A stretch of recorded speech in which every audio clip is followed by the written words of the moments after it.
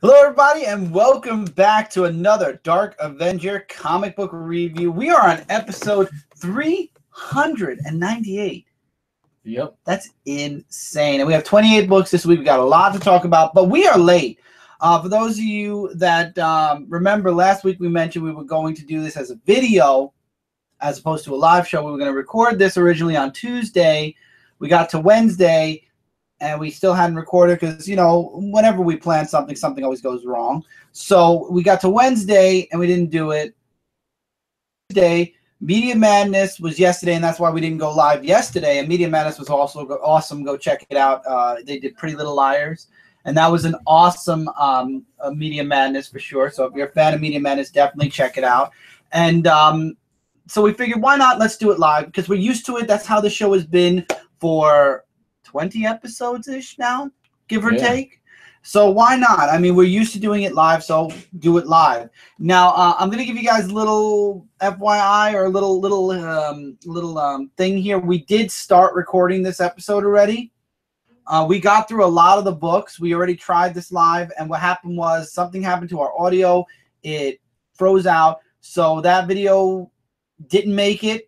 We're restarting from the beginning. So anyone who's joining us live, I apologize if you're going to be like, we've covered some of these books already. We know that. I kind of left the message in the comments about it. And also for those of you that are with us that are commenting, we'd like to keep the topic on hand of the books. I'm going to talk more about, I know that we still have 2 more episodes to go before we hit 400. But at the end of this episode, I definitely will be talking about what's going to be happening from now until 400. We're actually, the books that were released yesterday are the books for episode 399. We're actually recording this review a day. We're doing this live show a day after those books came out, so we want to do this. We're going to be doing the books pretty quickly. We're going to try a different format this time. Instead of doing it as in-depth as we normally do, we're going to try a different format. And this could or could not pertain to events that will be happening in the announcement video. Again, I tell you guys, stick around till the end, and we'll talk a little bit about it. But there are two episodes left. Yeah. Until 300. Did you notice the eye and that's how big your eye's gonna be when I punch you. For but get it out of here! But it's out! The eye. Out!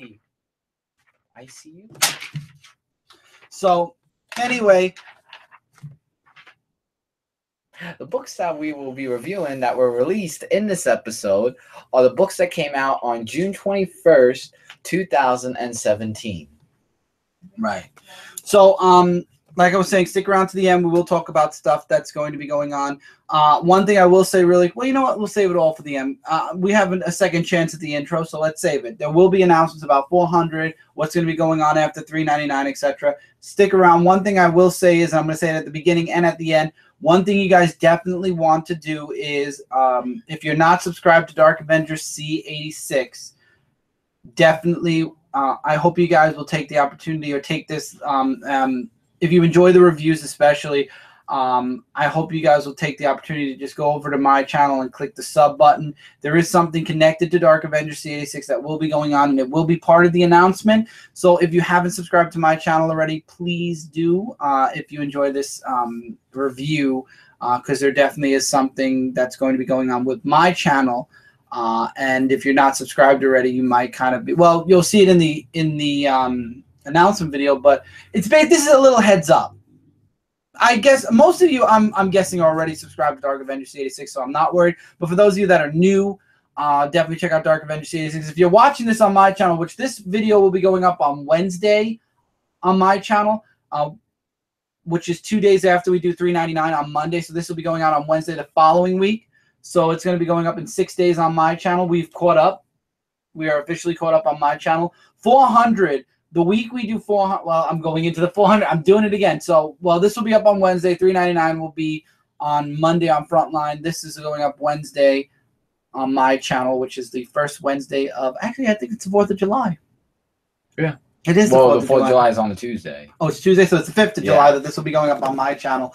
So, again, for those of you that are checking this out on my channel, stay tuned. A lot of stuff is going to be happening. If you're watching this, actually, on Wednesday on my channel, In a couple of days on Frontline, the announcement video will be coming up, and there will be certain videos possibly on Dark Avenger C86 celebrating 400, so stick around for that as well, which is, again, why I tell you guys, definitely, if you're not subscribed to Dark Avenger C86, please do subscribe to Dark Avenger C86, because content is going to start rolling out of Dark Avenger C86. Right now, I'm very focused on doing 400.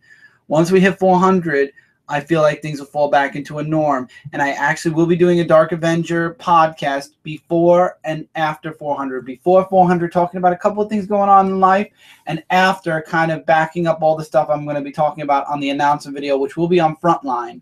I will be posting the announcement video on Frontline. The Dark Avenger podcast is going to be that announcement on my channel, plus a little bit more in-depth about what the announcements are. Wasted enough time. Let's get through the books that we've already talked about and beyond that. Now, Buffy the Vampire Slayer, Season 11, Issue number 8. This book has gotten very, very political for me, at least. I really, Buffy and Willow have lost their powers, and this issue is about them coping with the fact that they don't have their powers anymore and still doing what they do without their powers. Faith actually shows up in the book, which is really cool. That Faith makes a guest appearance. We find out that the government is still watching Buffy and the others to make sure they don't try to get their powers back somehow. And I don't know. This book just feels way too political for me. So for now, I am still going to be reading Buffy. I don't want you guys to think I hate Buffy. I really do. I've been loving Buffy. I love when we had that contest for Frontline where we did for Dark Horse, where we talked about Buffy and Angel back to back like we were doing. It's just this season of Buffy is just not my type of season. It's very, very political. I'm not a very political kind of guy. So this is kind of one of those seasons that, you take it or leave it. This would be one of those seasons where I'll casually read it to catch up, to keep up to date with Buffy. But I probably won't be discussing Buffy anymore until a crossover with Angel possibly happens, or we get to the next season, or this part of the season is done and we get into something else. I just feel it's way too political. We live in a very political world right now. Believe me, we have people all over the place laughing about politics, about the stupid stuff going on in politics in one place, and then you got a lot of crazy stuff going on. I don't want political. This is why I don't read political comics, because it just doesn't. I'm not a political person. It doesn't work good. It doesn't work good for me. It doesn't work. So Buffy for now will not be probably in any reviews anytime soon. I will, like I said, still be reading it. I love the artwork in the book. I love the universe of Buffy, but I can't really grasp this season. It's not my type of season. It might be a season for you. It might be a season for somebody else. This might be a jumping on season for some people. Maybe some people started reading Buffy in this season. I'm not saying it's a bad season. It's not my type of season. It's not my type of topic or my type of story for Buffy. So when this is all done, we'll see if I'll come back.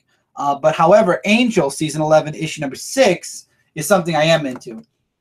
Angel Season 11, Issue 6, we've got Angel fighting himself. He's on the boat. Him and Fred are traveling through time to figure out what that mystical bug does. It affects somehow the present, and now Angel's traveling through time into his past to kind of find, get where he found that bug and stop it from ruining the present, so to speak. And we get to see Angel fighting his evil, dark, soulless self, Angelus, in this book a bit. And of course, Angelus doesn't believe that it's him. We see the bug, and Alien, where you got the chest bursters. Yeah. This bug kind of causes brain bursters.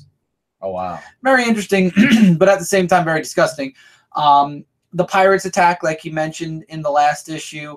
And what happens is they get rid of Angelus. Fred's, whatever I keep forgetting what she's possessed by. For some reason, the name of that being left me. But anyway, it takes Angelus and Drusilla and throws them out into the middle of the ocean, which is good because they're safe now. But it's bad because now the sun's coming up in a couple hours, and Angel's past self is about to die, which will kill his present self. Wow. Mm-hmm. Very interesting book. I am enjoying Angel. I will be continuing reviewing Angel. And like I said, if there's a crossover with Buffy, I'll absolutely still talk about Buffy, and we'll talk about the crossover. So now we're going into Mighty Morphin Power Rangers, issue 16. This was the end to the first arc. The arc, I felt like, played in 3 acts. We had the first act where Tommy was, introduced to the Rangers, where he joined the team officially. This takes place right after Green with Evil, or Evil with, I forget. Green with Evil. It is Green with Evil. And It was all about Tommy joining the team and how it wasn't such a smooth beginning for Tommy with the Rangers. Then we had Draken and his attack on the Rangers and the destruction of Zordon, and Tommy and Billy disappearing into the time stream or going to Draken's world. And now we have this act, which is the final act, where they're in Draken's world. Like we predicted, Billy's coin was not used, was not given over to Draken. Trinity basically used it in order to steal Draken's Morphin grid powers along with a couple of his army men. And it triggers the Rangers, who are fighting Rita and the Goldar army, which they defeat them as well. And the Rangers find Billy and Tommy. They have this epic fight. Draken versus Tommy happens, which I really love that. And in the end, good always wins when it comes to the Power Rangers. So they get to go home. All of them get to go home. They find out that there's a way to bring Zordon back. Read the book to find out how they get Zordon or will get Zordon back. I'm not going to spoil that. But I think this was a perfect end to the first arc. You know, when it came to the TV series, it was always, you know, Tommy joined the team, no fuss, no muss, no problems. The next episode, Tommy was just the sixth member of the team. This showed the road to him becoming the sixth member. Like, in real life, teams don't just say, "Hey, yeah, you're part of our team now. You're the sixth Ranger." There's always a little bit of that drama or that extra added stuff that I like this book did. And one thing I hope that they continue with Boom Studios with Power Rangers is they continue with the core six. I know they've already dropped hints about Adam in the Pink Ranger miniseries. They dropped it about Rocky and I think Aisha a little bit. Rocky was the red. Rocky was, the other three. Said the pink. In the Pink Ranger miniseries, if you remember, the Pink Ranger miniseries. Right. Trini and Zach were already out of the team. Yeah. Also. And this was after Kimberly left the team as well. So we got a little bit of Kat also in the Rangers. And we got to see the Ninzord. Yeah. What's up, Tevya? So when it comes to this, I hope they keep the core five. If you want to do like when Aisha, Adam, and Rocky joined, make it a different book, make it a mini series, something else. One thing I can say about this comic that you can't say, I mean, now when it came to the TV series, each one of those three members left for another reason. Zach went to Nickelodeon. Jason, I think, went into the army and originally wanted a little bit more money and they wouldn't give it to him. And Trini got a great movie deal. So that's why those three left. So in this case, you have the characters. They're not going to walk off the comic. I would like to see the core six. Even Tommy as the Green Ranger, I'd like to see more. Now, when it comes to the Green Ranger, the Mighty Morphin Power Rangers only had so much of Zoo Ranger with the Green Ranger because he was only around for like 5-6 episodes, maybe 7-8, and then he left. So now you have unlimited time, unlimited story. Stick to these 6 Rangers for a time at least. If you want to bring Tommy in as the White Ranger at some point, definitely. I mean, the original 3 was still there when Tommy was the White Ranger. That's fine too. If you want to introduce the White Ranger aspect to the team where it's instead of green, white, fine. But I'd like to see the core 6. I don't want to see the addition of Rocky, Adam, or Aisha. Not for now.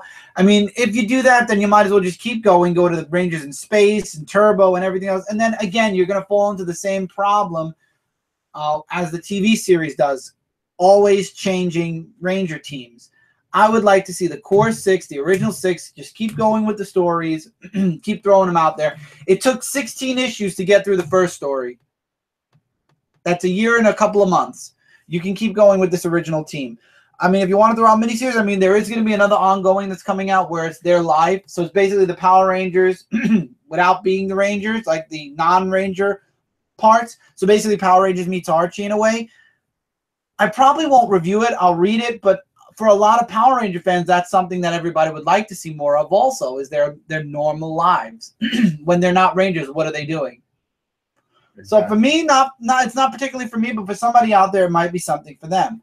I'll check it out. I'll probably talk about the first issue on the review show. But for me personally, Mighty Morphin Power Rangers is more than enough. So I'll probably stick to that, but I will talk about the first issue. But as you guys can see, I don't talk about Archie anymore because, again, you're reading Power Rangers, you want to see Power Rangers. If you want more character development, then you go there. But for me, I'm sticking with Power Rangers. Plastic issue number 3 of 4. Next issue is the last one. So this issue, we finally get to see that sheriff, disgusting asshole, get killed by whatever this guy's name is. I keep forgetting the main character's name. It's one of the first books I read all the time. And he leaves. I love how he leaves the body and the severed head in front of the father's door and says, "Give me back Victoria, please." Because he does the deals for this dude, and this dude wants to keep this guy doing deals for him, but he wants his girlfriend back. And he also saves this girl who's about to be raped by the sheriff, and she ends up joining him to find Victoria. She has no clue that Victoria is basically a doll.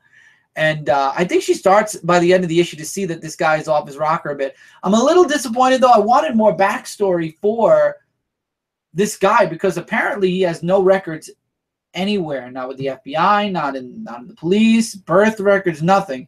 So who is this dude? Who is he, and what happened to him that caused him to lose his mind? I don't think we'll ever know unless we get a volume 2. I mean, this is a miniseries. I'm definitely enjoying Plastic. It's an interesting story arc. If you haven't been reading it yet, just stick around. It is weird, Tevi. I will agree with that. Just wait around, get the trade paperback instead. It's an interesting book. You know what? I wouldn't particularly say get it. You have a local Barnes & Noble near you or a local comic shop near you where they get these trades. Check it out in the store. I would say flip through it, see if it's something you're interested in. If you're a fan of Image books, like if you like grabbing like Image miniseries and random stories and stuff like that, this might be up your alley. But if you're normally not an Image buyer, like you don't really buy a lot from Image, check it out in your local stores before you buy because it might not be for you. Honestly, the interest in how it's going to end is what keeps me coming back, and the next issue is the last issue. So, all right. So now going into my books with Valiant, we're gonna do some Ninjak and Shadow Man in Rapture issue number 2. Now we got up to this in the last live show before we got cut off, and our friend Rob Wise Guy actually said the cover is gorgeous, and I agree. Yeah, 100%. It's really gorgeous. And you know, it says Ninjak Shadow Man. I feel like that this book is more focused on, yes, Ninjak, but I feel also on Eternal Warrior. Because Eternal Warrior is also in this book as well. But long story short, it just talks about Eternal Warrior telling Tama about Babel, who is the Emperor of the Tower. And his tower is controlled by magic. So we all know Punk Mambo is all about magic. And Ninjak comes back with some more information about what magic is at that tower, so that way they can defeat it, or to unpossess it, so that way they can fight the war there, Babel and his men. So Shadow Man, and this is the Shadow Man that you read about. Okay. He actually I did ask you that the last time. He actually does go up to go and fight against them without the team. He just goes on his own. But when he wants to go fight against him, he makes this negotiation with him that I don't think that he'll want to refuse. I can't really remember what it was about, but it was something that's going to be a really tough decision that he is going to have to make. And that's to be continued in next issue. So it was a little bit dialogue heavy, and it was a little bit all over the place, but I kind of see where it's going, you know, because it talked about Babel more, even though we found out more in the issue of himself. It really is more about the tower and his magic per se of what it's controlled by, that it's still going. Now, this was the last issue, but I'm glad it's not. Red Sonja issue number 6. So in Red Sonja issue number 6, we have Agent Michael and Sonja going up against Colin Goth and the demonic dragon-like per se. And this does take place in Coney Island. Which is literally, whenever I hear Coney Island, this is why I tried to really like Harley Quinn. At the Wonder Wheel. Yeah, this is why I try, of course, of all places, a dragon in Brooklyn, especially Coney Island, would be under the Wonder Wheel. But anyway, whenever a book has Coney Island in it, I mean, for us, it's a 5-minute train ride. It's like a couple of stops from where we live, or a half-hour to 15-minute walk from where we live. So whenever I hear a book that has Coney Island in it, it's like, for me, it's like, oh, so it's a book that takes place close to home. Not super close to home, but close enough to home. So for us, it's always fun to have books that involve Coney Island. I really wish I could have liked Harley Quinn a little bit more. I didn't. I still read it digitally, casually. I am super far behind. I'm talking like I'm at the beginning of Rebirth almost. And you liked it because it was at Coney Island, right? I don't know if I don't even know if she left by now. She might have left Coney Island for all I know. And nobody tell me either. I don't. Well, I don't know. Well, I don't know. She did. If she did, at some point she is, because she's a Gotham girl. She's gonna go back to Gotham. That's where her home thing is. But anyway, getting back to the book. So at the Wonder Wheel, they take their fight against Cullen Goth and this dragon. So as the whole fight's going on, as Agent, why don't you say Agent? Agent, you know, I'm just gonna say Michael because that's who he is. Tries to fight against him, and the thing is, he's trying to remember the magic spells because remember, he knows the spells that was in where Red Sonja comes from. So as the fight's going on, the portal opens up where the dragon goes to someone that's not really like so mean to him and everything. Like it goes to a new owner, and you know how when villains they always work together, it always ends up that one of them leaves the other. So as Michael gets the upper hand on Cullen Goth, Red Sonja gets more of the upper hand of decapitating him. And, of course, he's still alive. But as the portal's still open, Michael makes the sacrifice of spearing him right through the portal. And that's how the fight ended there. But one of his friends in the detective group has this mobile app where they know where he is. But if they're going to have to find him, it's in a far, far, far journey that they're going to have to go, probably across sea, I think, to the next few states or so, to bring him back to where he was. So like I said, I'm glad it's not the end because it sounded like it was going to be the end. It's to be continued, so I'm going to see more of what's going to go on in that story. And finally, Red Agent, the Human Order, issue number 8. Following Red Sonja. I know that's why I put them together. What I like about this book is that I like how Britt, who's Red Agent, Avril, and Talisman, they have a trio working together. Now, in this story, I can't remember what the guy's name was. He was in, I think, the last issue or so where he was under that science experiment, and they try to find out where his location is. So they go to this woman, and they give more about it, and she actually dies when she tries to tell them what the message was about him. So as they find him, they go through, like, this really epic fight scene, and the artwork was beautiful. And it was like an all-out fight, and it's going to be continued in the final issue of Red Agent: The Human Order. But I didn't really see her turn to a werewolf as much. Like, you know how when she gets mad and she always turns. Maybe you did it, man. I mean, I don't know if it's a new direction, but maybe in the final issue she might actually transform into the werewolf. I don't know. Who knows? But I'm liking the issue. The next issue, like I said, is going to be the final issue, and we're going to see what happens there. All right, TMNT Universe issue number 11, and this is actually where we got cut off, right here. So we are officially caught up now. As you guys can see, I noticed this on the stream. I'm just going to show on the other stream. I'm going to show it here too. If you notice, between the $4.99, apparently there was a ink blotch per se. But anyway, getting into this book, it involves 2 of the Mutanimals. I don't know their names. I really don't have an interest in Mutanimals, so to speak. No offense, but I don't really like the Mutanimals. The story about them fighting against Bishop's agents. They're on the run away from them. They bump into this other mutant. Apparently there's more than them now in the world. There are other mutants in the world, which shouldn't surprise us because we keep seeing more and more. They want him to join them. He does. Then he gets involved in this fight with them and decides, you know what? I'm just going to go off into the forest to be left alone. Thank you for your offer, but no thank you. And they go their separate way, and then there's a nice mini story, a little secondary story at the end. When it comes to TMNT Universe, though, this is a $5 book. $5 a month. Now, when it comes to $5 books, you got to be really a little bit tougher on them than you are with a standard book that's like $2.99, $3.99. This book, going into this book when it started up, I said I would like to see stories about the Turtles that we don't normally know, little add-on stories with the Turtles, April, Casey, you know, maybe Kaurai, which we are getting a Kaurai story. Starting in, I think it starts in August, but it might actually start in July. I could be wrong. It probably does start in July, unless there's a one and done story again. And then because I know I made our August order and she's in the August book.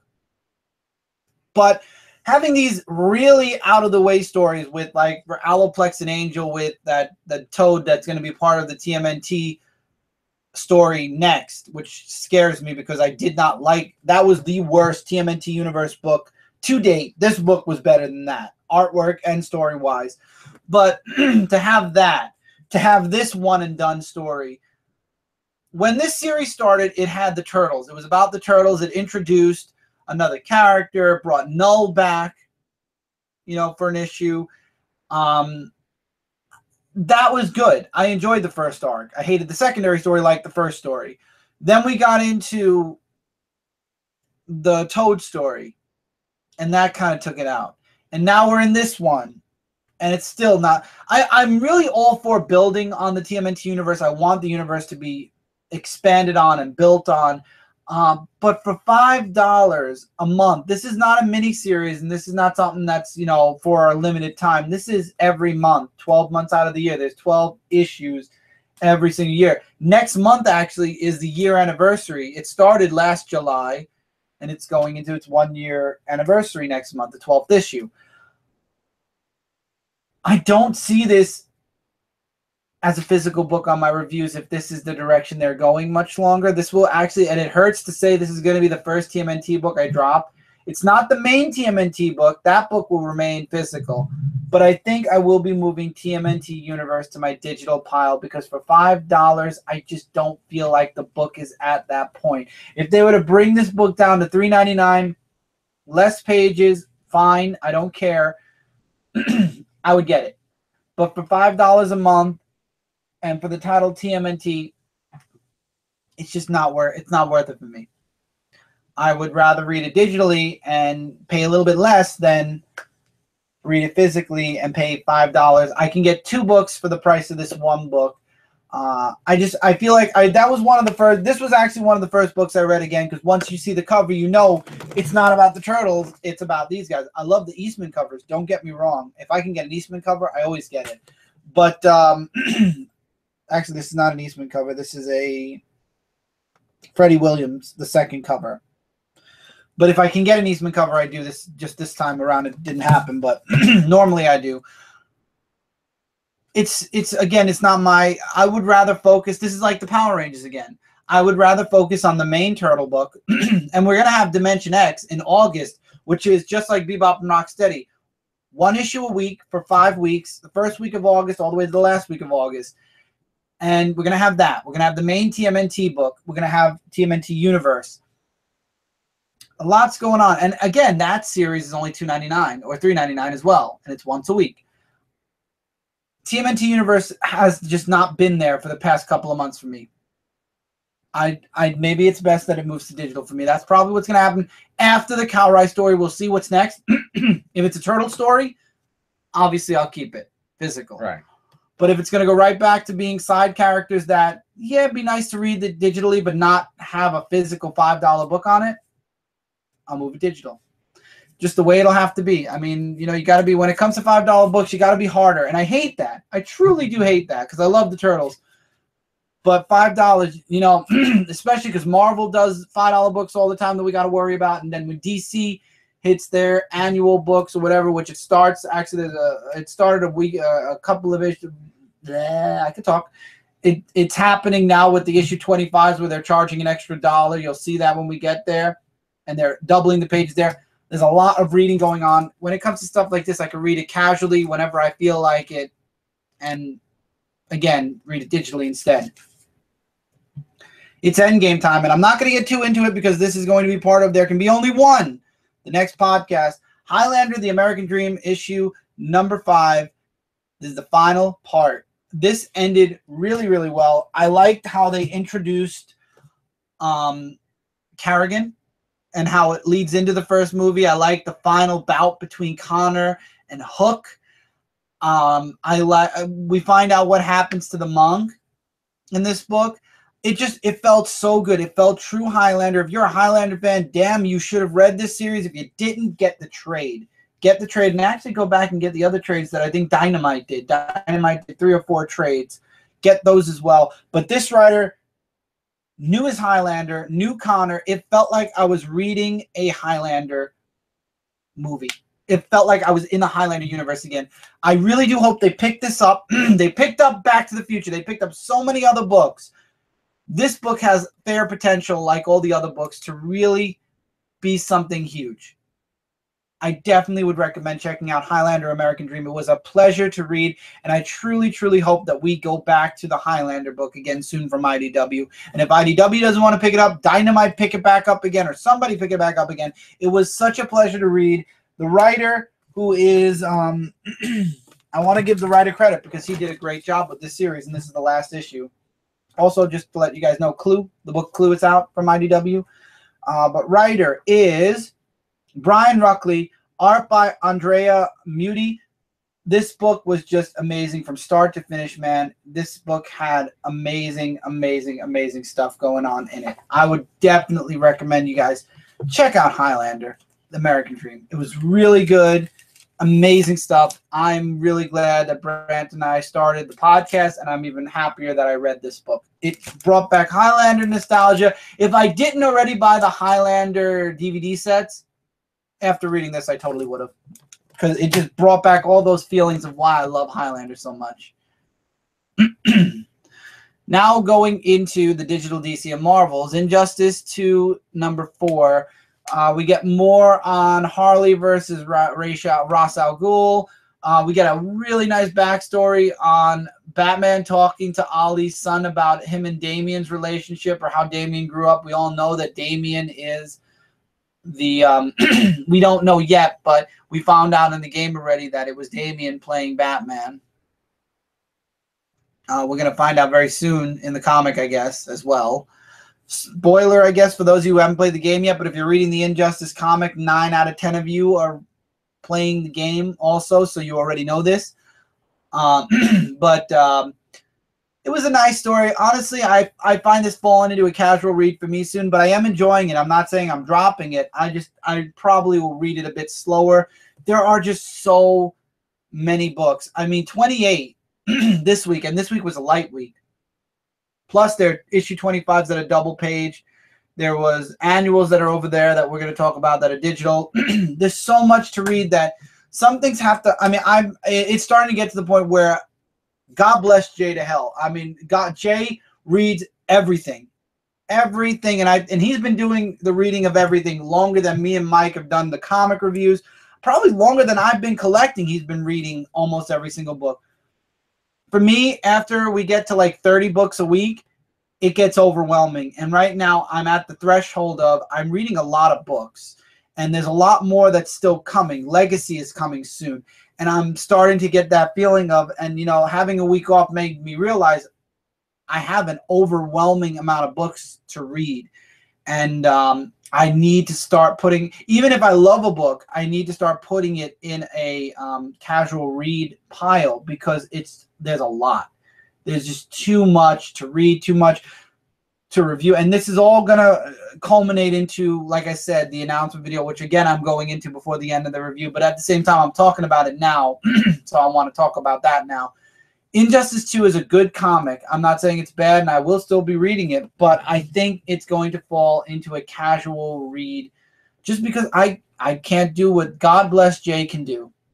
He can do every single book and remember everything and confidently sit in front of a camera and talk about the books. Personally, I feel like after a couple of days, especially reading all the books I read, I'll always forget a detail or two, especially once you get to 30 books. That's crazy. Yeah, it's just way too much. And that's 30 books between us. Imagine if one of us read all 30 of those books. Okay. Forget it. We're forgetting names now as is already. I mean, again, when it comes to books, we read them first and foremost for enjoyment, second to review and talk about online. Tevye, when it comes to Marvel Legacy, I have to disagree with you until I start reading it. I am going to stay indifferent about whether Legacy is a waste of time or not till we see it. When we see it, when we're in it, when we're doing it, will be whether I agree or disagree with you. Right now, I'm not at liberty to agree or disagree. And Tevye, you should not let other people. I know a few people who do videos on YouTube that I don't watch anymore that are very against Marvel, that are really trashing Marvel, something awful. And the truth of the matter is we don't know until it comes out. Now, there are certain things they're teasing already, like with the Human Torch and the Thing and the lenticular covers, which better be regular price or else I'm not buying a single one of them. But I still say we have to wait with Marvel Legacy. When the books come out, and this is again why I say I'm reading way too much. Imagine I'm reading 30 books now. Imagine Avengers next book. Imagine, well, the X books are already there. Venom's already there. But imagine other books that are going to be popping out when Legacy hits. There will be other books that are coming out. And I want to touch on a few of them. And to have a pile this big already, that's adding more stuff to read and to read fast because we do videos on them. It's overwhelming and it burns you out. I truly feel like I'm on the verge of being burnt out and needing a severe break on talking about comics for a while because I just feel like I'm reading so much and it's overwhelming. And again, and I'll bless Jay by the love of God for my entire life. God bless him. He could read everything and not get overwhelmed and keep going, and every week read everything. And God bless him for that. I can't do it. I can't do it. I know you can't do it. I'm not going to speak for everybody on Frontline because I know that Mike Spider Slayer reads a lot of books. Kat reads a lot of books. I know Brant reads a lot of books, but he's behind as well. So I don't know about everybody else on Frontline, but as far as I'm concerned, I can only read so much before I feel like it's just so much to talk about. So for me and Michael, it's just, you're going to notice not a huge drop, but a really significant drop in books that we discussed just because there's so much between Marvel and DC and then the independents and then like Tekken and Street Fighter, which are independent still. It's a lot. It's too much. So yeah, we just need that break, or else or not even a break. We need to have a pile that we can feel confident about reading. And we do get our books. We got from Wednesday to the following Monday. That's a lot of days. But when you have a child, work, other work that I'm doing, plus the writing and the work on my own book, time is not exactly something that we have a lot of. Don't think that we literally can, it's hard. It's very hard to read a lot of books. And then Tevi is telling us about one book that he's looking forward to, which is no surprise to me. Darth Maul, issue number 4. I like this book. They're being hunted now. Darth takes the Jedi under his wing, so to speak. They go and survive together. And the inevitable happens, of course, by the end of the book. The Jedi is trying to push Darth Maul to the light, to the Jedi side. Darth Maul is trying to convince God has decided to join us for some reason. You agree with me, God? Thank you. I blessed Jay a lot of times. That this is why I blessed Jay, and now God heard my blessing of Jay. So Jay, this is for you. All this light that's coming in, this is God blessing you. And I don't know if Jay's watching. He probably isn't. It's 1 a.m., 2 a.m. almost, and he's probably not watching. But this is God blessing you for all the stuff that you read, Jay. But anyway, as far as the book is, it's really good. I really am enjoying Darth Maul. It's a fun miniseries. I like the feeling of him trying to convert her. She's trying to bring him to the Jedi side. We all know it's not going to work that way. Is she going to escape, though? Because this takes place before even episode 1. So the Jedi Order is still out there, technically. So the question is, will she escape Darth Maul, or will Darth Maul kill her? Because the universe doesn't know about Darth Maul yet. So I don't think she is going to escape, because if she does, then they will know about Darth Maul. But then again, they did hear of him. So maybe she's the reason why they heard of him. Mm-hmm. I don't know. I'm trying to get the camera to cool down a little bit, because as much as I love God and all, I don't want to. Oh, if that's all I had to do, it's pretty good again. All right, Spider-Man 2099 issue number 24. We get a little bit more into. You're gonna bring God back again. Well, that's how back it up. Let's see cover. I want to see if they bring God back now. A little bit of God. A little bit of God. All right, come on. Just leave it. Yeah, I'm going to leave it. There we go. So, in this issue, you know, Miguel finds out that something happened to him. That is his girlfriend, but who's Spidey 2099? And they're fighting to stop this woman who, it's basically that woman that could cut the hairs and it kills somebody. You remember from the Hercules books? Oh, the one that cuts the string. And then that kills people. She's basically had enough of that, and she wants to just kill a bunch of people all at once. She wants to end humanity and end it all. And they stop her. I love how Pete, oh my God, why did his name leave? Miles and Captain America 2099 are there, and they're helping the Spidey 2099 of the present and the girlfriend, Miguel's girlfriend, fighting off against this woman. But I love how they're dropping hints. Is that really him? Is he back? Or I thought he and they're all stopping each other from saying it. Oh, and what's her name was there? Silk. And then finally Miguel finds out he did in fact die. He did die. And the girlfriend wants to tell him how to prevent it. And he's like, no. I already ruined 2099 once God is back, and I just give up. I ruined 2099 already once by somehow the interference of Alchemax. I'm trying to fix it so that this way it won't, what happened in the future won't happen, and we can have 2099 back. If I'm going to die in order to save the future, so be it. I don't think he's going to die. You know what I think is going to happen? What? He's going to get thrusted back into 2099, and they're going to think he's dead, but he's in 2099. Oh, wow. But we find out, and this is a huge spoiler here, that the Spider-Man in the classic 2099 suit is Miguel's son. Now, we knew the girlfriend was pregnant already. Right. So Miguel's son is taking up the mantle of Spidey 2099, or maybe he calls himself something different, I'm not sure, after Miguel's gone. And this is but the weird thing is he's only about 15-20 years, well no, he's about 20 years into the future. But why that I wonder if there's time travel involved also with Miguel's son then. Probably. Why he's older. Either way though, I like this issue. Definitely felt interesting. I'm definitely interested in 2099 a little bit again. And obviously I feel like 2099 is going to end though. Unless it gets the legacy renumbering, which it could also. And he goes back to 2099. Or it's the son that's going to be the star. Or there'll be 2 2099 books. There is so much potential for Marvel to make so much money here, but we'll see. Now, there are 2 books, and Mike's going to show both. Secret Empire Underworld and Secret Empire Underground and Secret Empire Brave New World 2. Show both covers. I'm throwing it out there. I skimmed them because I truly am done with the miniseries connected to Secret Empire because there are just too many connected to Secret Empire. Brave New World continues the Namor story and a few other stories from issue 1. Obviously, Brave New World is going to be a miniseries of connected stories in that. So we're going to be seeing the Namor story all the way through to the end. God is back again. And I'm just not going to bother. No, don't bother because it made the screen look all like gray and stuff. I didn't like it. Oh, so, okay. No, but I think it fixed itself up when you did that. So do it next time. But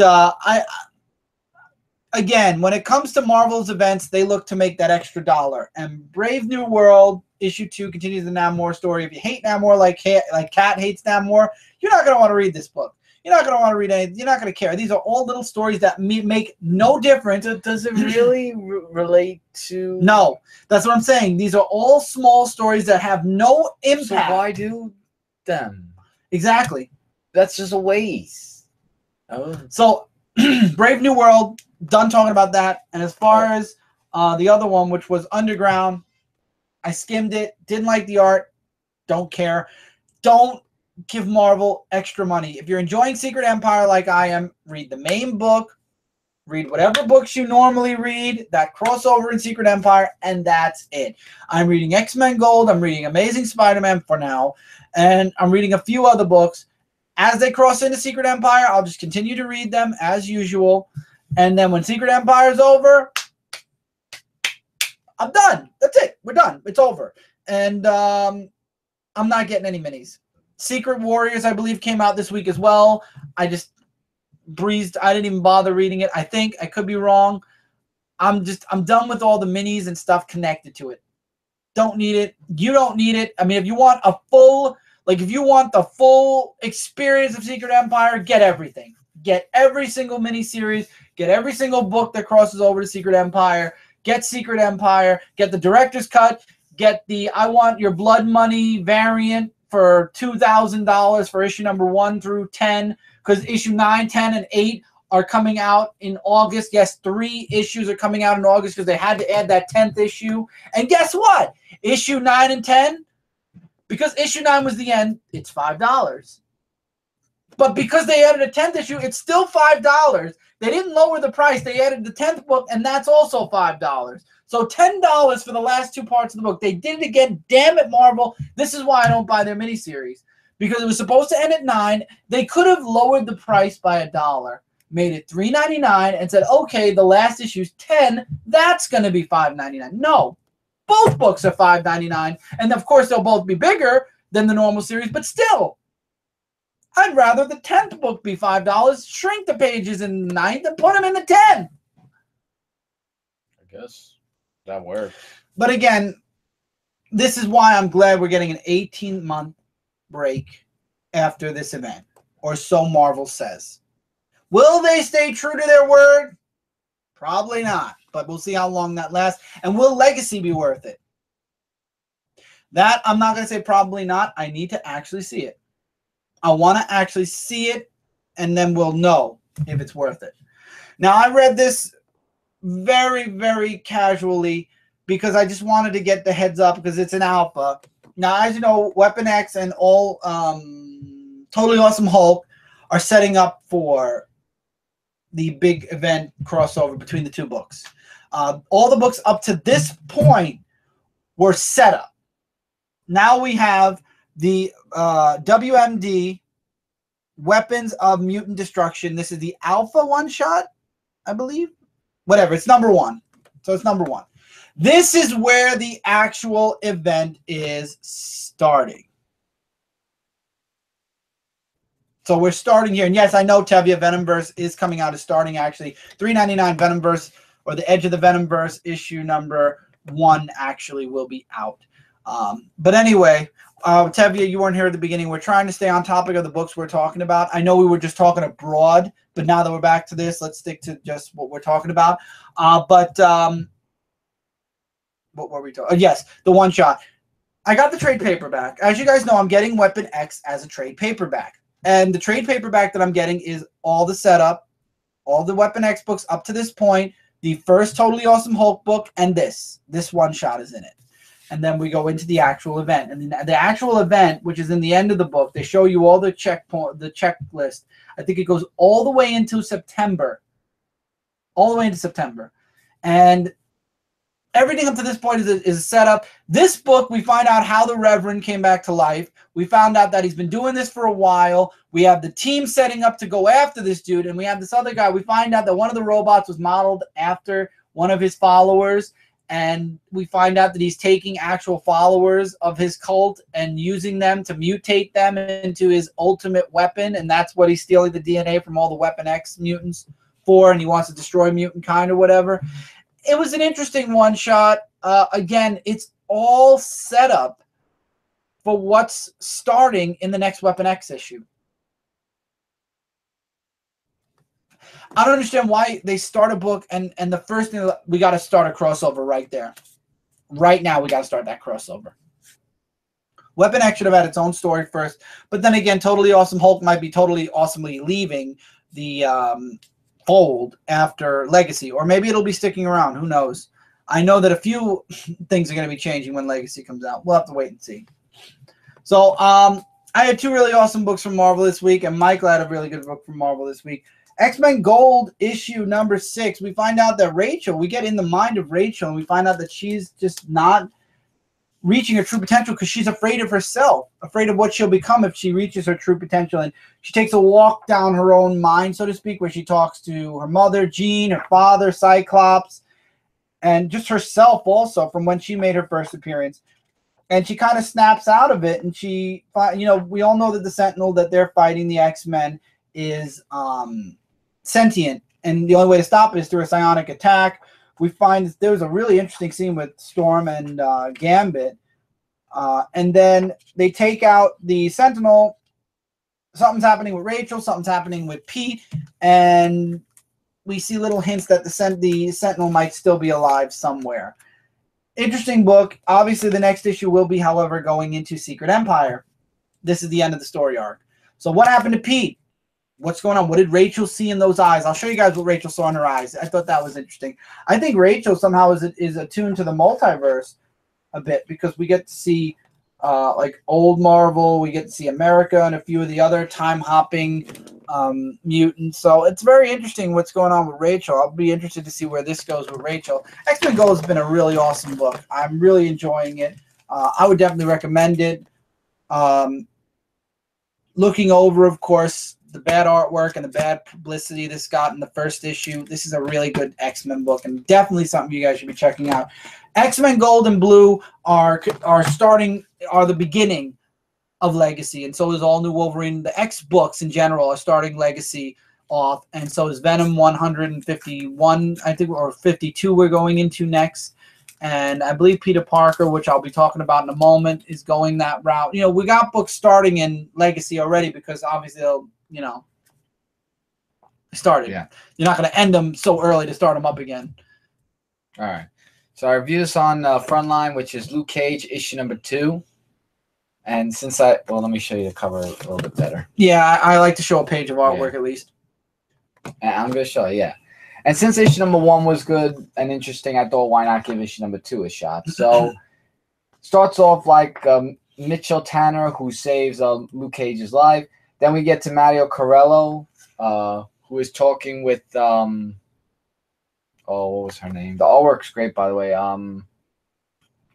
Why am I forgetting her name? It doesn't matter. Keep going. Well, anyway, he has a thing about talking about her making a new treatment for her son, his son, because of what he is and everything. So Luke Cage and Mitchell Tanner are going to try to find out where he is, but he also introduces to other people that have Luke Cage's power as well. So that's what Mitchell Tanner is trying to show him for that, and everything else as well. So he wants to go see Mr. Corello, where the doctor, she makes a new treatment, but let's just say that the treatment for him goes very, very wrong. Dr. Monet, that's her name. So what the treatment she made, I don't know how it's going to be for them, but the guy does not look so well, Frankie. So he's transformed in a really huge way. All right. We got a number 1, so I'll talk a little bit more about this book. We got Peter Parker, the Spectacular Spider-Man, issue number 1. We've been seeing this book. I love this cover, which basically is a copycat of Superman. Spider-Man did in the first movie. Yes, he did, and he did it. And I will say he did it brilliantly, though. Tobey Maguire's that was one of my favorite scenes from that movie. But anyway, I want to try to get some good artwork. Come on, give me some good artwork, damn it. We got a backup story in this first issue. I don't know if that's going to be a constant. But anyway, yeah, we got Spider-Man. It starts off with him talking with Human Torch, and he's back in New York. This is his kind of like... so wait, what universe is this in? It's the regular universe. This is his time away from Amazing Spider-Man, where Amazing Spider-Man, it's worldwide now. Wasn't Spectacular supposed to be in a different universe? No. Amazing Spider-Man is going to be his worldwide book. That's where he's all over the world. Spectacular is when he's grounded in New York. And if you notice, he has like the classic suit. Oh, okay. I didn't know that. So in this book, it opens up with him talking with Johnny about his background again. And I love how Johnny's kind of like the audience saying, how many times do I have to hear this story? And then Spider-Man ends up in this, there's the robbery that goes on, and he's fighting these dudes, and then Ant-Man shows up, and this girl kind of asks him out. So I guess this is possible potential love interest for Spider-Man more than Peter Parker this time around. So she has Spider-Man out instead of Pete. And then we find out that the Tinkerer, he has a brother Oh, he does. And his brother is the opposite of him. He's a good guy. So you got the Tinkerer, who is an old man who works to make new weapons for supervillains to beat the superheroes. And now you have his brother, who's the opposite. He creates and helps other superheroes with equipment to help fight against their supervillains. I like that. And then we also find out that one of the characters from Horizon, one of the employees from Horizon, wanted to stay in New York instead of going to California with Horizon. And he is working with the Thinker's brother. And there was a nice scene there. You have Pete, who is, who was supposed to take, him and Johnny were supposed to go out to see a movie. And he promises he won't be late. And, of course, he ends up being late. And Mike Spiderslayer mentioned this, and I do want to point out, check out Spider-Man Family Values, I believe it's called. It's a hardcover. It's a standalone hardcover book story that I did do a review of somewhere. It's Family Values, I believe. It has Kingpin and Spider-Man on the cover. I don't think it's the top. I had it in my background. With his daughter? No, I had it in my background. It's right. Let me see if I can get it. Talk for a second. I think it's this. Yeah, it's that red book, isn't it? No, this one. Nope, wrong one. I think it's the one next to it to the right. I think you're right. Is that the one? Yep. Yeah, that's the one with his Family daughter. Business. No. In Spider-Man, I got it. Spider-Man Family Business, we find out that Pete has a sister, and at first, a sister. Yeah, that Pete has a sister, and where was it?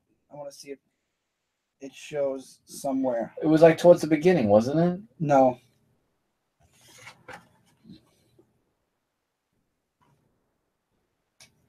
Like a twin sister, and oh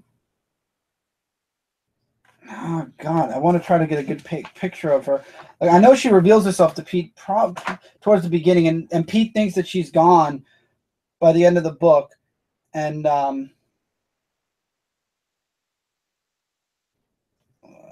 here we go. She reveals that she's his sister, and at the end of this story arc,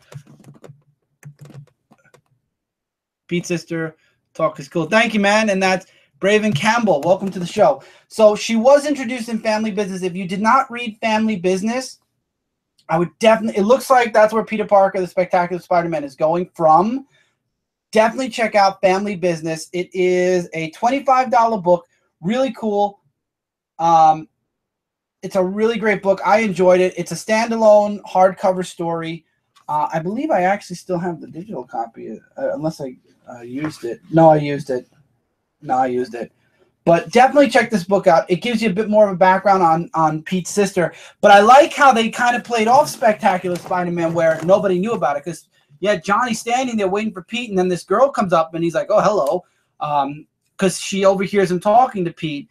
And who's writing this one is Chip Zdarsky, and the art is by Adam Kubert for this one. If you mean this book is written by Mark Waid, and the art is by James Robinson. So Mark Waid's the creator of the sister in Family Business. So Family Business was Mark Waid. Spectacular Spider-Man is Chip Zdarsky. And I like the way they ended this first story with, Johnny, this girl going, no, I heard you were talking to Peter Parker. I'm his sister. And he's like, wait, what? And I love how the next issue is, wait, what? And then you get a nice background story with Spider-Man, a secondary story at the end. Really good book. But wasn't Peter's sister a fake? They never confirmed nor denied it.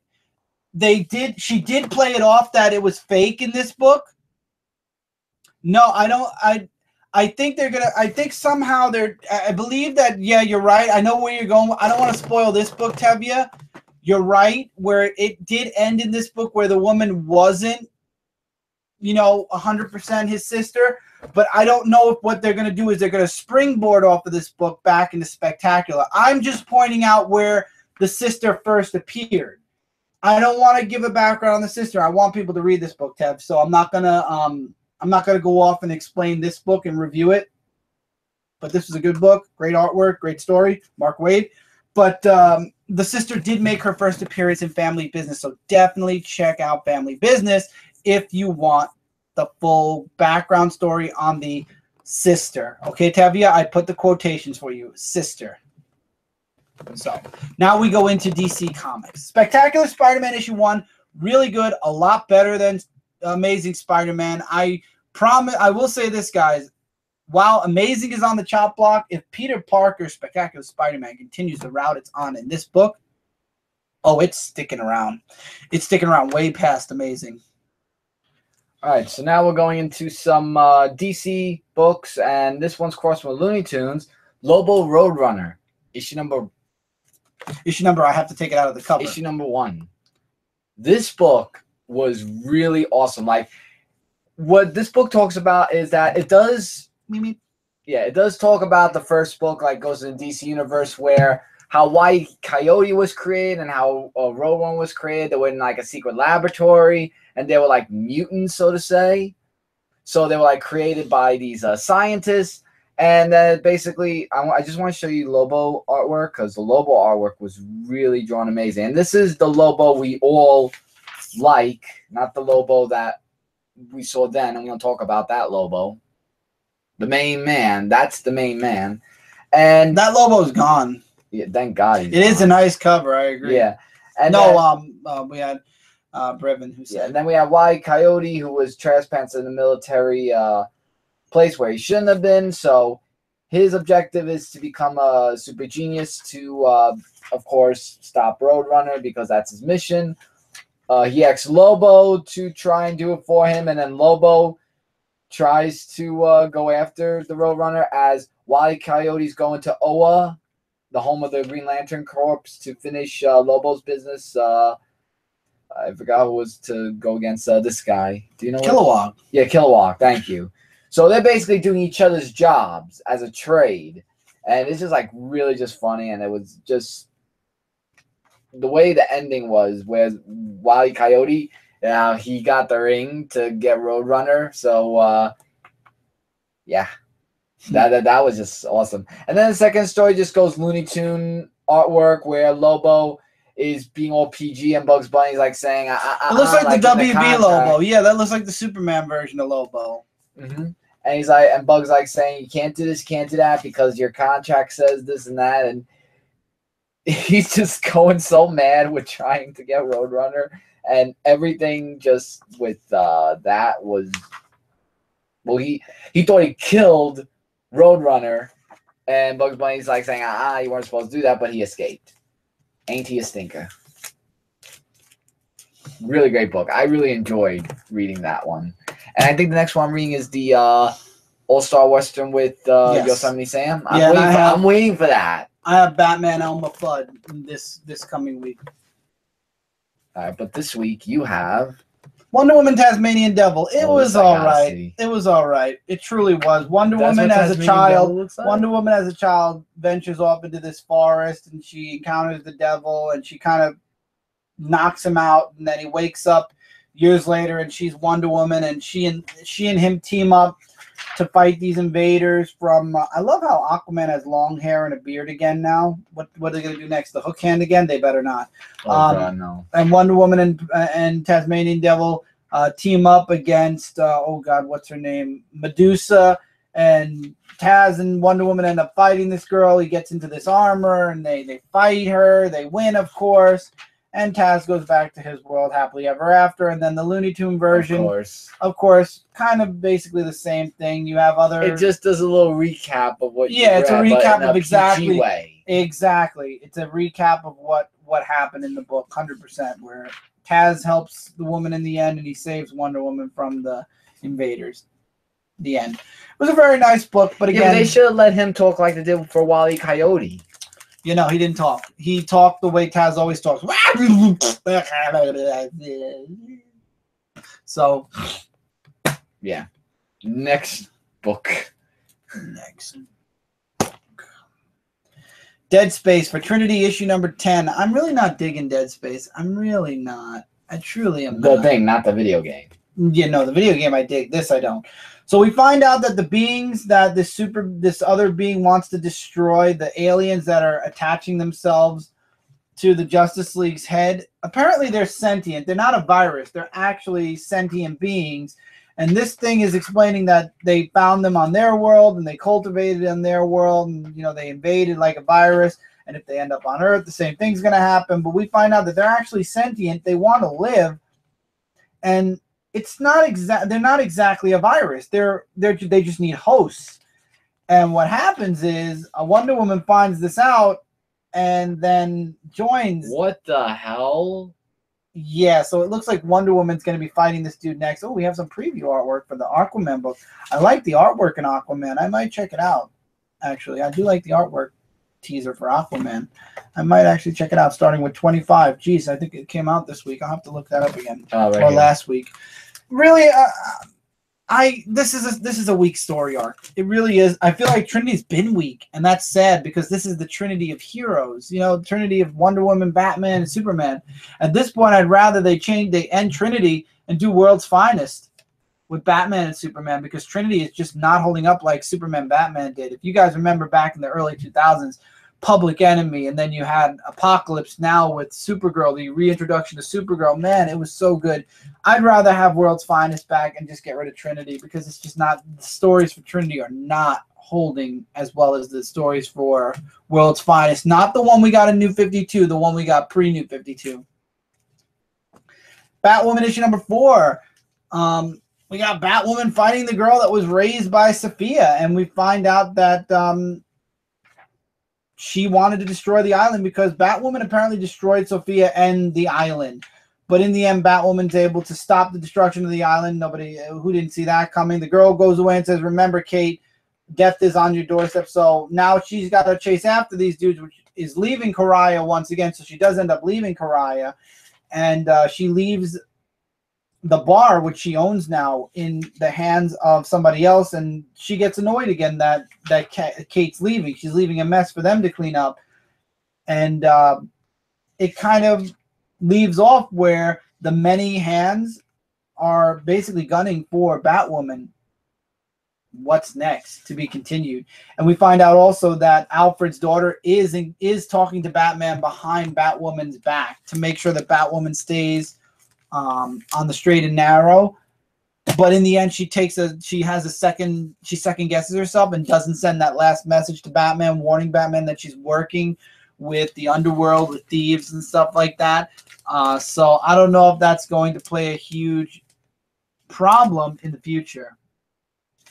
All right, now we're getting into the issue 25s, and all the issue 25s, like the covers say. Oh, this one doesn't have it on. Not this one. Oh, I'm sorry. This is a variant. No, this is a variant. That's not 25. I'm sorry. I have the variant for Green Lanterns, and that's why it doesn't say it here. But on the regular covers, it has a. I'll show you guys in another issue.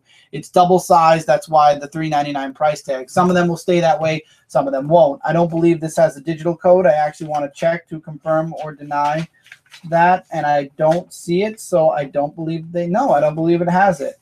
So there's no digital code here.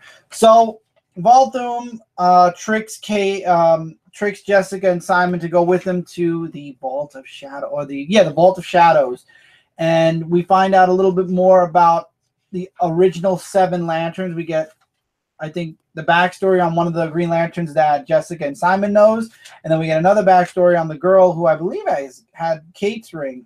But Rami, the Volthoom in Rami's body leaves because he gets the first ever ring, and he's able to finally take form again. So Rami's body is now empty, and Volthoom is back into his human body, and now he wants Jessica's ring. Like I said, we get the backstory on the other character. He ends up stopping Simon and destroying, spoiler alert, destroying Simon's ring. These are important books. That's why we're going a little bit more into them. But something's going on with the tattoo on Simon's arm. Is that going to be his new... I have a feeling Simon's not going to be a Green Lantern. I have a feeling that his arm, he's going to be like the next, maybe, oh God, what was that other Green Lantern? Ion. Maybe he'll be the next Ion or something. I don't know. Maybe he'll get a ring again. I don't know. Maybe the tattoo sucked in a lot of the green energy. You know what I mean? And he still has the Green Lantern powers. But Volthoom wants Jessica's ring because it is attached to his original lantern, the travel lantern. And he wants to go back to Earth 15, which is where he's from. And Jessica's trying to get away from him. And because she owns the ring, he has no right to access it. Like he doesn't have sufficient permission anymore. And what happens is he wants to go to Earth 15. She wants to get away from him. So she's like, Ring, get me away from him now. So he says, go to Earth 15. She says, do it now. The ring activates. Volthoom is stuck in the present, but it looks like Simon and Jessica are going to be taking a trip through the multiverse. And all throughout the book, Simon wrote this letter to his best friend, who is his sister's husband. And I agree with you. I agree with you, Briven. Green Lanterns, I originally dropped it. This is the last physical book I had to buy from Midtown. Starting with the next issue, I'm back on track from DCBS getting Green Lanterns. Oh, man. Green Lanterns really, it was down for a while, but it definitely has picked up a lot since where we were at. That's for sure. I'm a little pissed off at Nightwing after reading this issue. So we find out that Dick was a little bit, he didn't go for that job interview because of what happened with Blockbuster's brother, making him a job offer to stop Tiger Shark. We all know, from the beginning, we all knew that this was fake, that he was using Nightwing because Tiger Shark originally hired him to bring Nightwing in, dead or alive. So Nightwing's working with Blockbuster, and we find out he doesn't go for his job interview, and that upsets Sean. And she's like, ever since you, you know, the baby scare was done, you seem more relieved than upset. And he's like, you know, I always wanted a child that would, like, emulate me, who would want to be, you know, who would find the good and, you know, follow in my footsteps. I'm just scared that he would, and this is what pissed me off, he'd learn the opposite from you. So basically saying, I am the good guy, you were a bad guy. And because you were a bad guy, I don't know if our child might pick up your bad habits. And I love how in the background, Sean, it looks like Sean is talking with her old partner.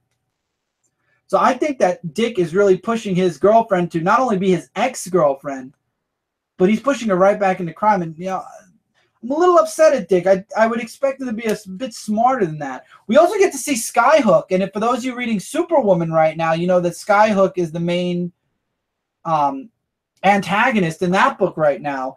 And it turns out, of course, Dick gets betrayed, and now Tiger Shark is going to be using all of his new weapons, or he's going to be the test subject on the new weapons Tiger Shark is giving to the gangs of Bloodhaven. Why now, see, him? I'm a little annoyed here because you'd think that Dick was the more sensitive, and he's like, you know, I understand. They're like, oh, well, Dick said he could always be honest with his girlfriend, and she's the only one he could be honest with. But at the same time, man, that was low. I mean, even for me, I would not say, oh, you were a supervillain, Cindy, so I wouldn't want to have a baby with you because he'll pick up. That's wrong. She's reformed. If anything, he wouldn't pick up her dirty. I mean, habits are not, or it was such a dumb statement because being a superhero, being a supervillain is not something you're born. Oh, my mom was a supervillain, so I'm going to be a supervillain. No, it's how they're raised. And Dick and Sean, who is reformed, would have raised the baby to be good. Look at Damien, who's the son of Talia and Bruce. Half of him is from Ra's al Ghul's side. I mean, seriously, that was such a dumb statement, especially because Dick has worked with Damien and knows that Damien's good. You're not born with supervillain in your blood. You become it, or you become a supervillain. The statement was very. I gotta give a couple of minus points to the writer, which is Tim Seeley, who didn't see that coming, because that's not something you would think Dick would be smarter than that. And I don't like that Tim Seeley really made Dick stupid there. It sucks. Sean may break up. I know. I think it's going to happen because I think in August there were hints about Dick being at his lowest point. Were you talking about this? Yes, I was. You could show it on your book. That was something I don't see Dick ever really saying. That was kind of very out of character. And it took me a little bit out of the book. I got to say, I was disappointed with that part of the book. If they didn't do that part of the book, or if they did that differently, this book would have been higher and better for me as far as a rating. But honestly, this book, that statement alone was like, dude, Dick's not that dumb. Tim, come on, Tim Seeley. You've written better than this, I'm sure. A few people made fun of Tim Seeley's writing. I thought he was doing a great job with Nightwing, but that statement that Dick made, that was dumb. That even if this was meant so that they break up, you could have come up with 100 different ways to do it. That way was dumb. Dick would never do something like that. Dick would never say anything like that. Oh, you're a supervillain. I don't want him to pick up bad habits from you. She's reformed, you idiot. That's so undick-like. I'm sorry. And I know I've read a lot of Nightwing. I may not have the full past series like I'd love to have, but I know the character well enough to know that Dick, that's definitely very unlike his character. Just saying. Okay, I reviewed some Frontline, and that is Green Arrow issue number 25. Which has the thing I was talking about where it says extra size anniversary issue. And I don't know if it's just me or anything, but the artwork really, really changed. Like, this way. Like, it's getting to be a little bit sketchy. In a sort of good way. But it's basically, Oliver Queen is now, you know, he said who he was, and now he's in jail because they think that he murdered the woman. So Black Canary is, you know, with Mr. Finch is doing about the underground men from the Ninth Circle. Oliver Queen, he gets out of jail because of Red Archer and Amico, who helped her out. We finally get John Diggle with the Merlin Dark Archer, which we saw from Emerald Outlaw. Like, gee, it's about time, but he treats him in like a harsh way, or so to say. Henry V is snapping into like finding out, you know, about what's really going on about Star City and what it's really about, like that they're using him, so to say. And Green Arrow is back to being Green Arrow. Oh, that would took long. Yeah, I was like saying, gee, couldn't they wait an issue or two until he... We all saw that coming. I mean, I don't know. And then it's just basically Oliver Queen saying he's going on a quest just to find out how he can save Seattle, known as Star City now. And they have a new queen in the Ninth Circle, and that is Queen Mora. Oh, Queen Mora. As the new queen of the what they call the Four Horsemen of Star City. I mean, the artwork alone, just that changed, but it's a good book. I just don't know why the artwork changed, because I really loved the artwork before. Batman 25, same thing, anniversary issue, double size, and it's the beginning of the war of jokes and riddles, and it takes place in the past, like we thought, like we knew. Joker, you got Joker in Gotham, who's looking for the punchline. He's looking to really make a statement for Batman. You have Riddler, who escapes jail. I'm not going to say how, but you got Joker in Gotham trying to get Batman's attention and trying to really make an impact with Batman. You got Riddler, who's seeing what Joker's doing and where Joker's going, and he leaves jail to get Joker. And they do have a bit of a meeting in, I believe it, I forget what town. I don't know if it was Wayne Tower. They meet somewhere. And I love the art in this book, though. I will say that. And when finally they meet, I love the, oh, here we go. We get like, I would love to see this on a 2-page spread, because I feel like the artwork kind of would connect perfectly with, no, it wouldn't.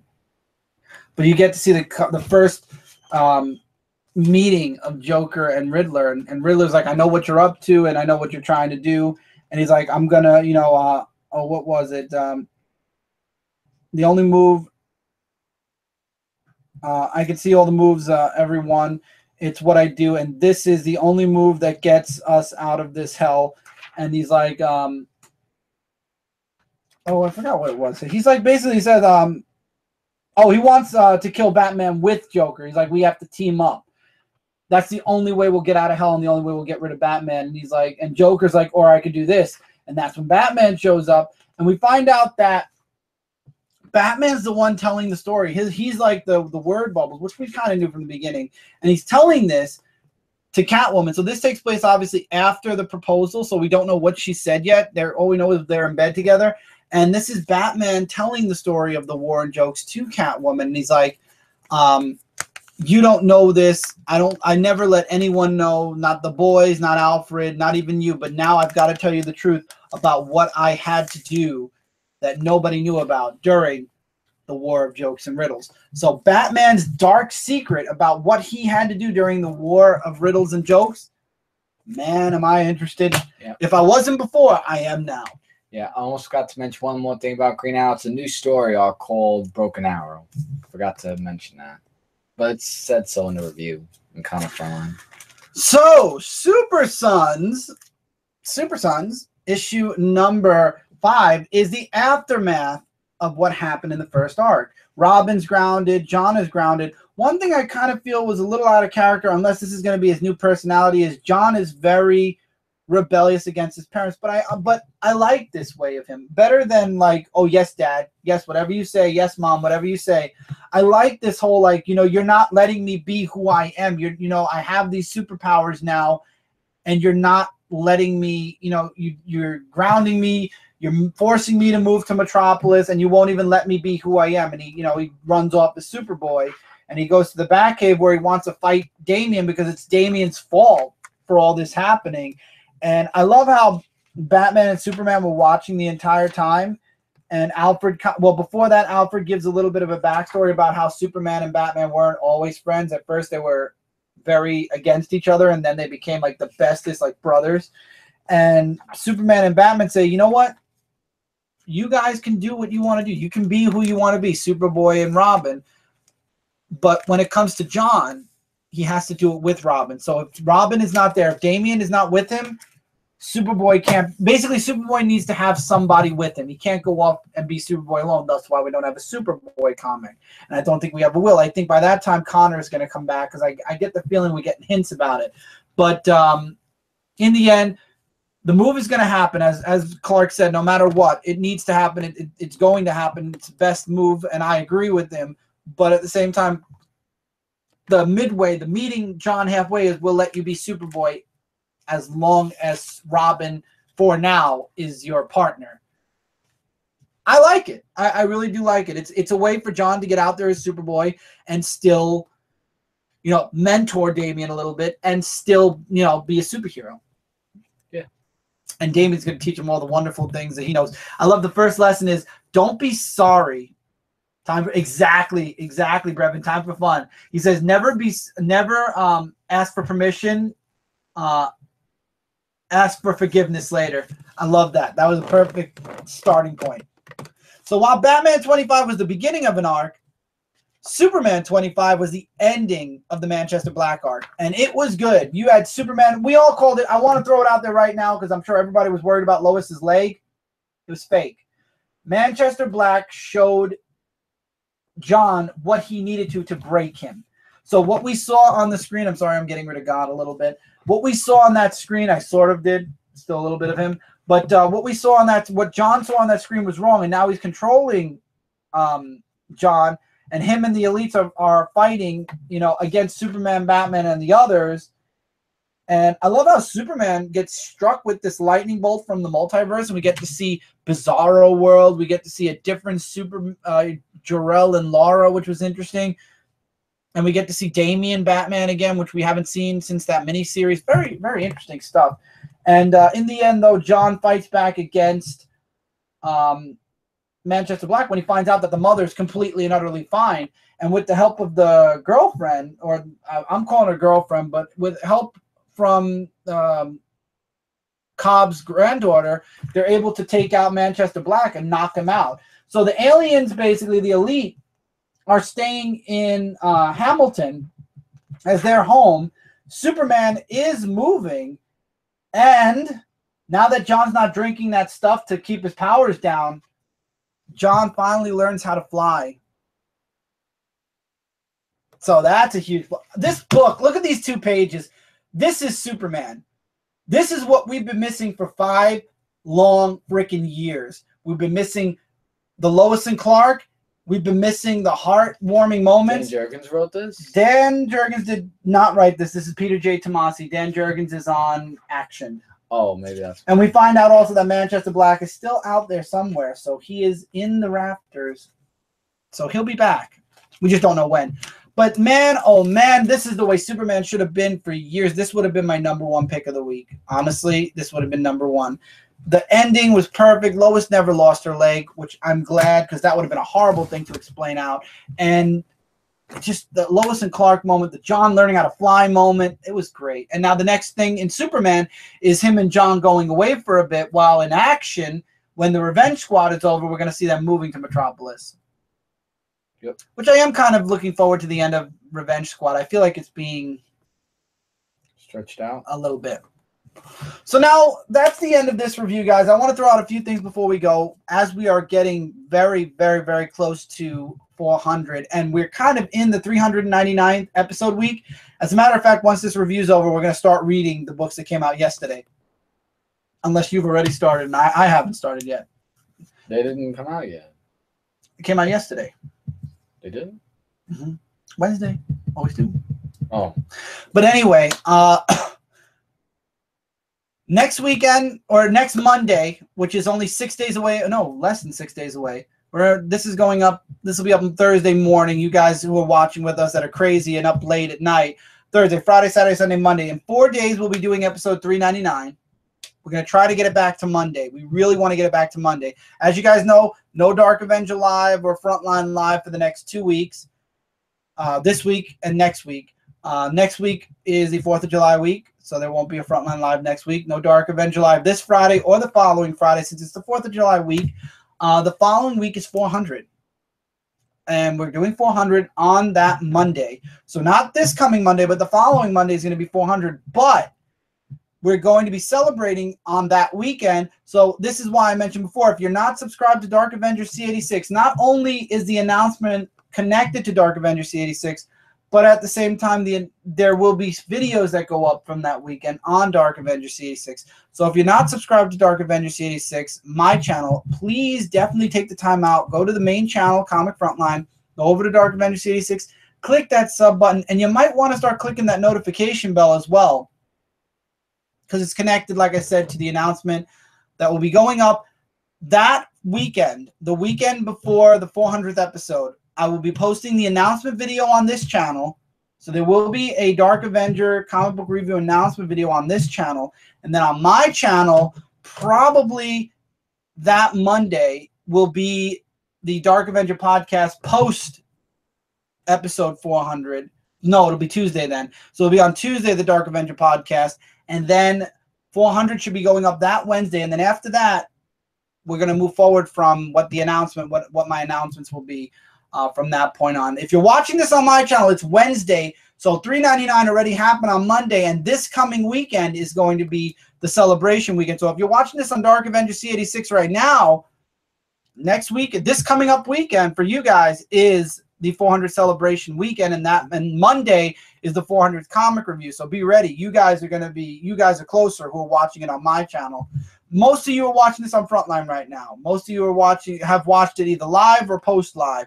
So again, if you are enjoying these reviews, if you're enjoying what we do, definitely keep an eye out on my channel as well, because I've actually kind of kept my channel on low key because I really wanted to focus on 400. I really wanted 400 to be my next focal point. And that's why I haven't done a lot on my channel. But after 400, that's when I can start putting my focus in different places. And this is why I always tell you guys, if you want to know what's going on in my head, the Dark Avenger podcast.